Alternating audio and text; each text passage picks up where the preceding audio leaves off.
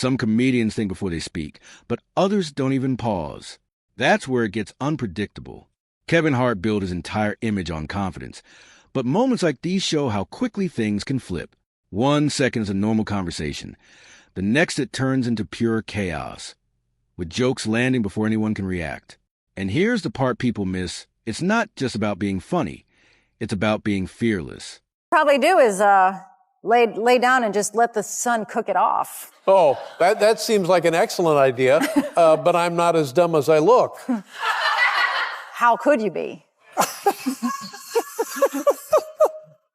But then things take a sharper turn when two comedians sit across from each other. What starts as a casual interview can shift into something way more intense.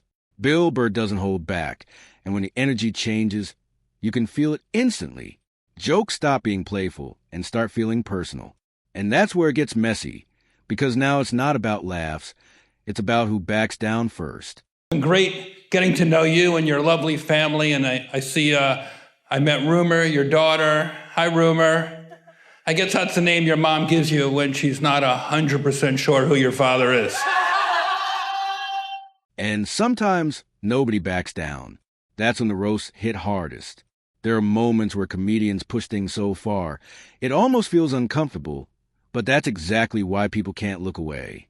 Whether it's wild comparisons or over-the-line punchlines, these jokes aren't just written, they're calculated risks. But not every target is sitting in the room. Oh, but like for the most, my kids say, yeah, you're like the fun dad. Right. You're the fun dad. I think that's what you said the whole time. No. I think the least fun dad. You left out a word. 4 years of hatred toward me. Dad. 4 years of hatred. Get ready, because you got a daughter too. Wait till she's a teenager. Wait till the hell. Everybody who fails as a father says that to me. I failed? I think so, yeah. Are you calling me a failure? No, just this whole, I'm just not feeling like good vibes between the two of you. We're doing a podcast together. It feels like a business decision. Some of the biggest names in the world have found themselves caught in the crossfire. Public figures, actors, even political names have all been pulled into these moments. And while most of it is clearly comedy, some jokes have sparked real reactions online, with people debating whether certain lines went too far. Still, comedians keep pushing, because that's the job, right? And I hope I can say this without insulting you. Yes. You're the weirdest looking person on the planet Earth. Thank you. That's like nobody. Thank you. That doesn't insult me at all. That's very kind. I don't mean that as a negative. No, not at all. It's just nobody. I can't describe it's just the you. fact that I have a full head of hair. That's what's funny. Well, sure. I don't mean that in a bad way. No, I don't take it badly. But then came a moment that changed everything. When a real-life incident shocked the industry, comedians didn't stay silent. They responded the only way they know how, turning tension into material, flipping headlines into punchlines. Some reactions were praised, others criticized. But one thing was clear, nothing was off-limits anymore. Jay, I'm sure if you weren't famous and you robbed a bank and the dude was describing you to like a police sketch artist, he'd be like, no, seriously, what did he look like? Nobody looks like this. Justin Bieber nearly had to take a paternity test. What a waste of a test that would have been. No, he's not the father.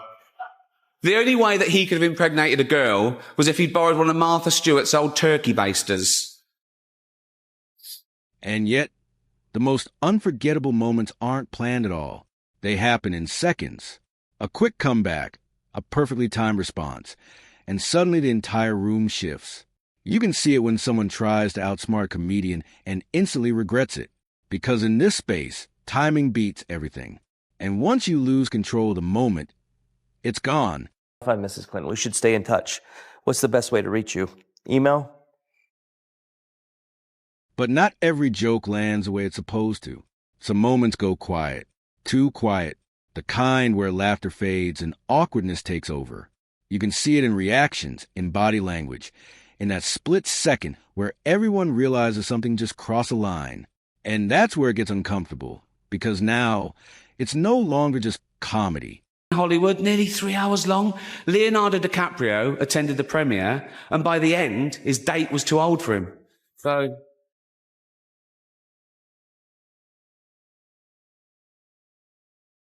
Even Prince Andrew's like, come on, Leo, mate, you know. You're nearly 50, son. What is, because obviously the Chris Rock, Will Smith is huge in the... Even in lighter moments, there's always that edge. A look, a pause, a reaction that says more than words ever could. Sometimes a joke isn't even the loudest part. The silence after is. And that's what keeps people watching, trying to figure out what just happened. Hey, Will Smith went to India with some publicists to take pictures in front of the Taj Mahal, so he's all healed. He's back. He's good. I love that you have to go all the way to India to not know that you don't get up in the middle of an awards show and slap somebody. It wasn't until I went to the Taj Mahal where I finally understood. Because at the end of the day, comedy isn't just about making people laugh. It's about pushing limits, testing boundaries, and sometimes exposing truths people weren't ready to hear. But the real question is, when does a joke stop being a joke and start becoming something else entirely? You snuck into the room to see what the... I sneaked into the room. Snuck isn't a word, Conan, and you went to Harvard and you should know that.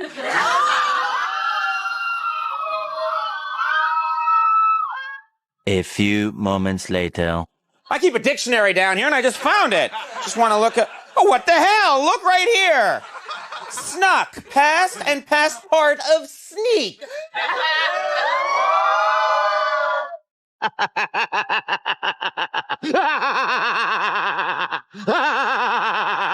right, come on. Can you read? Is this really cool? Oh, can I read? Yeah, can you? Can you host? Some comedians think before they speak, but others don't even pause. That's where it gets unpredictable. Kevin Hart built his entire image on confidence, but moments like these show how quickly things can flip. 1 second is a normal conversation. The next it turns into pure chaos, with jokes landing before anyone can react. And here's the part people miss. It's not just about being funny. It's about being fearless. Belittle you, but you be little, man. Like, you're a tiny guy. Kevin is 5'2", 150 pounds, 155 after The Rock finishes, but... What? You're his favorite fleshlight. I gotta ask you a question. The hat, it's one thing to wear the hat backwards. Do you have an afro under that or something? It looks very, very high.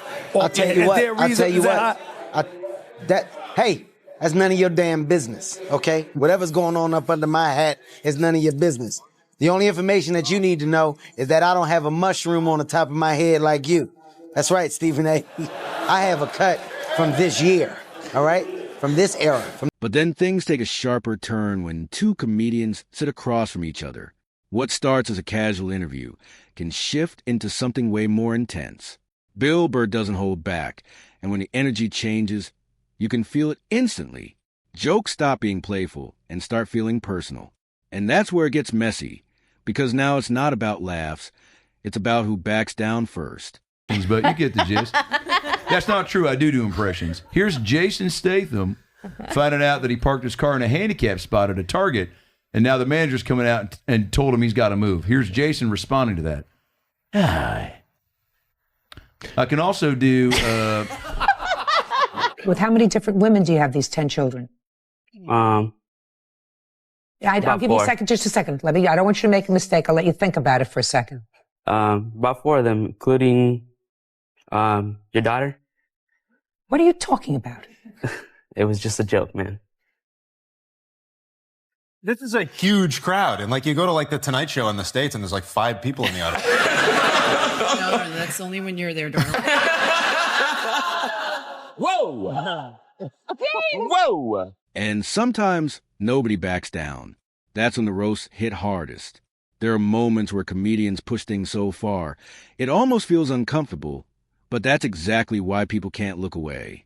Whether it's wild comparisons or over-the-line punchlines, these jokes aren't just written, they're calculated risks. But not every target is sitting in the room. First things first. Why are you dressed like a porn director? What is happening, man? And why you get your outfit at Kids R Us? Shut up, man. Focus. Just focus, man. If you do win an award tonight, Don't use it as a platform to make a political speech, right? You're in no position to lecture the public about anything. You know nothing about the real world. Most of you spent less time in school than Greta Thunberg. So, if you win, right, come up, accept your little award, thank your agent and your God, and f*** off, okay? Some of the biggest names in the world have found themselves caught in the crossfire. Public figures, actors, even political names have all been pulled into these moments. And while most of it is clearly comedy, some jokes have sparked real reactions online, with people debating whether certain lines went too far. Still, comedians keep pushing, because that's the job, right? You know, I have this accent that is not that strong, but, you know, it sometimes not allows me to play every role that I want. And also I created this walk and I had to learn how to smoke and I had to learn how to do cocaine. So it was a complicated character for me. I feel you're being judged right now. Yeah, I'm Colombian, but we don't get high on our own supply. People saying, "Oh, what would have happened if Ricky had been hosting it?" And I said nothing, because I wouldn't have made a joke about his wife's hair. I'd have made a joke about her boyfriend. Yes. And then that trended. It made the papers, and it just went on and on. That's a big thing though, to slap someone at. It's insane. The Oscars. It's insane. Ask you out? Yeah. But how? How is that possible? You just ask. What's the ratio of people asking you out to you saying yes? Good question. What's the last word in the Hunger Games book? End. I know the last was go. literally It's go. the end. It's go. No, kind of You the guys are opposite. wrong. It's end. Every book ends in the end. Everybody knows that. You guys obviously don't read a lot of books. Why would a book end and go? How?